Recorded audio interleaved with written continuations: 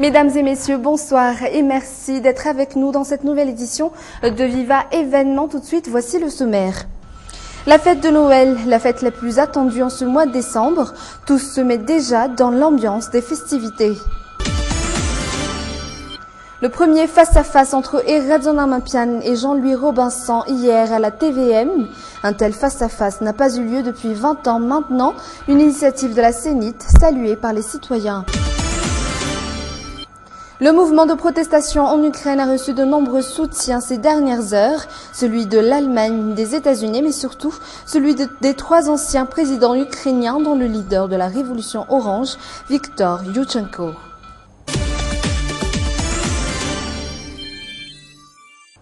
Plus que 20 jours avant la fête de Noël, la fête la plus attendue, marquant ce mois de décembre, les foyers, les écoles, les magasins se mettent déjà dans l'ambiance de cette festivité.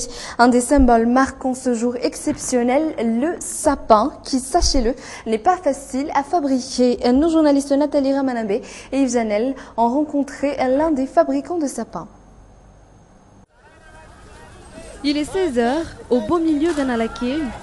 Des vendeuses de sapins sont arrivées et vont commencer à vendre des sapins qu'elles viennent tout juste de fabriquer. Nous en vendons depuis aujourd'hui, nous les fabriquons nous-mêmes. Pour ces anciennes vendeuses de brosses à 67 hectares, ces sapins qu'elles vendent sont les tout premiers cette année. Peu après l'arrivée de Saint-Bach et son ami, les concurrents ont débarqué. Elles ont dû changer d'endroit.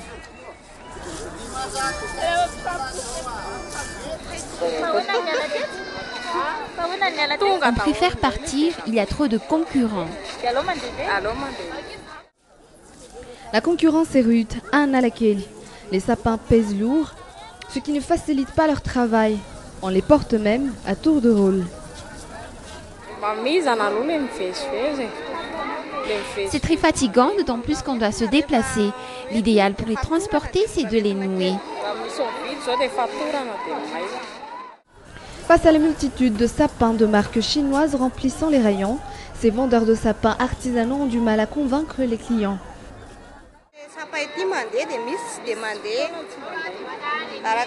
Des fois, quand les sapins fabriqués en Chine sont trop chers, les gens préfèrent acheter ceux-là. Certains ont l'habitude de ces sapins artisanaux malgaches. Il est 17h et c'est à cet arrêt de bus que ces 2 jeunes femmes ont choisi de s'arrêter pour prendre le souffle et attendre par la même occasion qu'un client s'approche, mais en vain.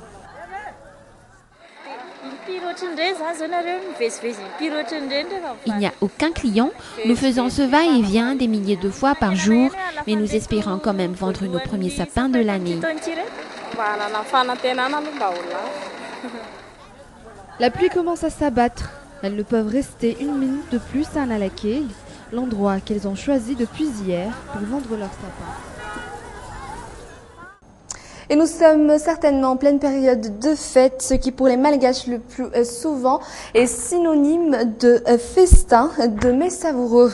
Un des ingrédients pour réussir à servir un tel buffet de saveurs, la mayonnaise, que l'on trouve presque partout sur le marché.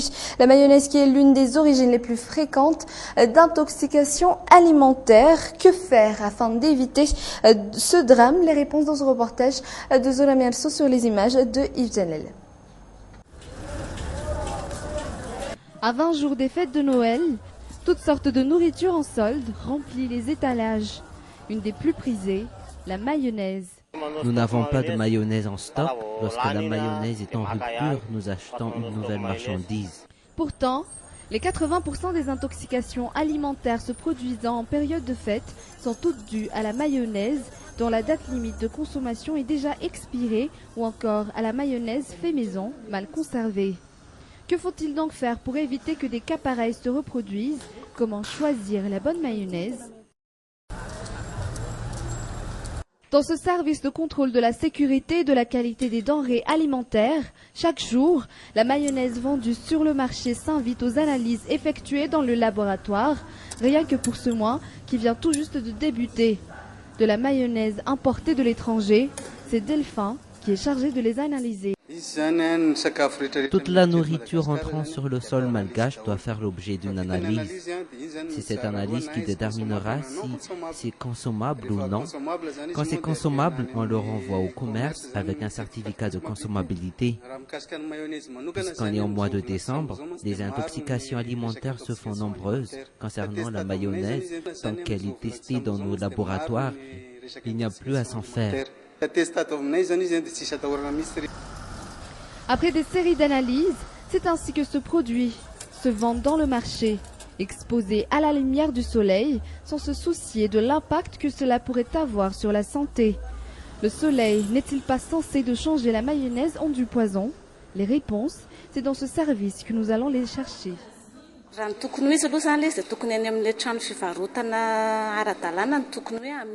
Ce produit doit être vendu par des revendeurs agréés. Par contre, le fait que la mayonnaise soit vendue exposée au soleil en pleine rue n'a aucun effet sur sa qualité ni sur sa consommabilité tant que le récipient est encore cacheté. Ce n'est que quand c'est ouvert que cela risque de devenir du poison. D'autant plus que la mayonnaise ne doit être conservée dans un réfrigérateur pendant plus de 48 heures. Ce qu'on doit faire en ces périodes de fête, c'est de privilégier la propreté, surtout celle des mains, bien conserver la mayonnaise et la préparer avec des œufs frais. Même la mayonnaise fait maison, ou qui n'a pas été conservée dans une hygiène absolue, peut entraîner des maladies, faute de propreté. Chaque année, pas moins de 10 personnes sont admises à l'hôpital dans des périodes de fête, telles que celle de Noël. Nous l'avons annoncé dans le titre, les deux candidats au second tour de la présidentielle réunis sur un même plateau télévisé. C'est le premier face-à-face entre Eradjon Armampian et Jean-Louis Robinson. Des images rares de dernier face-à-face entre deux candidats à la présidentielle datent d'il y a plus de 20 ans. En tout cas, les simples citoyens saluent l'initiative de la CENIT et de l'ORTM. Les moments forts du débat télévisé d'hier dans ce reportage de la rédaction. 90 minutes de débat animé comme un match de foot. Le premier face-à-face entre Jean-Louis Robinson et Eradjon Armampian. Mis à part le problème de son au début de l'entretien, est tout de suite interprété par le candidat de la mouvance Ravalman comme un sabotage à sa personne. Les micros n'ont pas été nommés particulièrement. Nous vous l'avons posé dans une totale transparence. Le débat en dit long sur les vraies personnalités de nos deux finalistes au second tour. En abordant les problèmes sociaux, Jean-Louis Robinson est dans son élément. Il propose par exemple le retour des cantines scolaires et des kits scolaires. Jean-Louis Robinson ne mâche pas ses mots à l'endroit de son adversaire, un ancien ministre de la Transition. Il dénonce ce qu'il appelle les déboires de la transition. Les centres nutritionnels tels que la CRENI et non la CENIT doivent être réinstallés. Le temps est monté d'un cran à un certain moment du débat. Ayant choisi le populisme pour se faire entendre, Jean-Louis Robinson s'est lâché sur les journalistes animateurs de l'émission en réponse à des sujets qui de toute évidence ne sont pas de son domaine.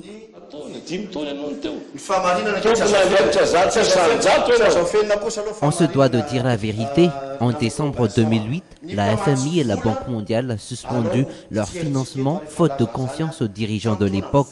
Ce n'était donc pas pendant la crise. J'ai été ministre des Finances. Je suis au courant des moindres détails de cette affaire.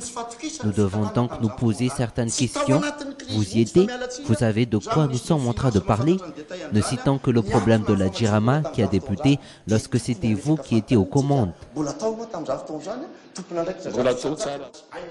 Dans l'autre camp, ne voulant pas rentrer dans le jeu de son adversaire, Eradjon Armampian devance de loin son rival dans le domaine de l'économie. C'est enfin technicien des finances et du budget qu'il avance ses solutions pour mettre fin au délestage ou pour développer le monde rural.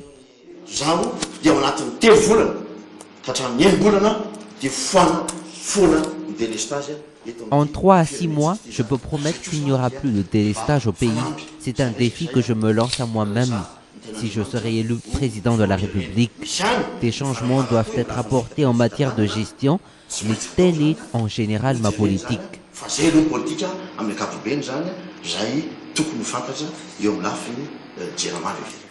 De temps en temps, le candidat du RVVOAN Madagascar lance des pics au docteur Jean-Louis Robinson sur des thèmes qu'il devait maîtriser. Vous avez fermé plus de 400 centres de santé de base. Nous n'avons apparemment pas les mêmes statistiques, mais je suis sûr que vous vous trompez dans vos calculs. Un zéro de trop, puisqu'il n'y a que 40 centres de santé de base qui ne sont pas en service en ce moment. Vous devriez le savoir, mais vous faites semblant de l'ignorer. Bien avant 2008, plusieurs centres de santé de base étaient fermés, faute de personnel, de médecins spécialistes et faute de moyens matériaux. Et je suis d'accord avec vous sur le fait qu'une audit doit être effectuée. Le financement a été débloqué, mais la CSP n'a pas ouvert ses portes. Tsy mbola vita tanteraka ilay izy ary za dia miombon-kevitra aminao mihitsy amin'ilay tokony atao audity mivoaka ilay vola tsy nitsangana ilay CSB tamin'izany fotoana izany. Deux autres face-à-face devront encore passer en direct sur les chaînes nationales. Les simples citoyens saluent cette initiative de la CENIT et de l'ORTM. 2 semaines, nous sommes à 15 jours de la date du deuxième tour de l'élection présidentielle, jumelée à celle des législatives. Où en sont les préparatifs techniques? Des changements seront-ils apportés au bureau de vote? Pour le Fouktan d'Anoussat, le changement se portera surtout sur l'éducation des électeurs, sur l'utilisation des bulletins uniques à utiliser lors de cette journée du 20 décembre prochain. C'est un reportage de Mampiona Valson sur les images de Nzara Jiansou. Ici, au Fouktan Intanjkoumbi, commune Anoussat Ouest, les responsables se penchent sur les différentes façons d'organiser le deuxième tour de l'élection. Les spécimens du bulletin unique sont déjà prêts pour une démonstration.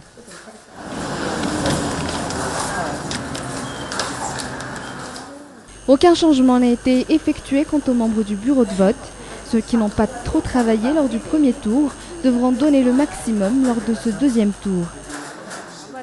Les suppléants n'ont pas beaucoup travaillé au premier tour. Ils devront par contre faire le maximum lors du deuxième tour. Les bureaux de vote seront toujours au même endroit, à l'EPP du quartier, dans ces 2 premières salles de classe. Ici, c'est le bureau de vote numéro 2.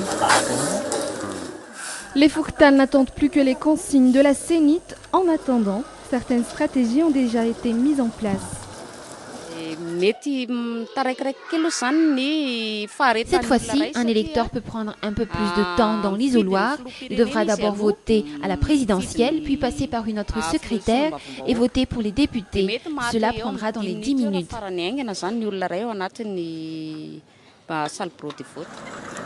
Les Fouktan n'attendent plus que la liste des électeurs. Pour ce Fouktan en particulier, 6 noms y ont été rajoutés. Ainsi se termine ce journal. Merci de l'avoir suivi. À demain dans une toute nouvelle édition de Viva Événement. Au revoir.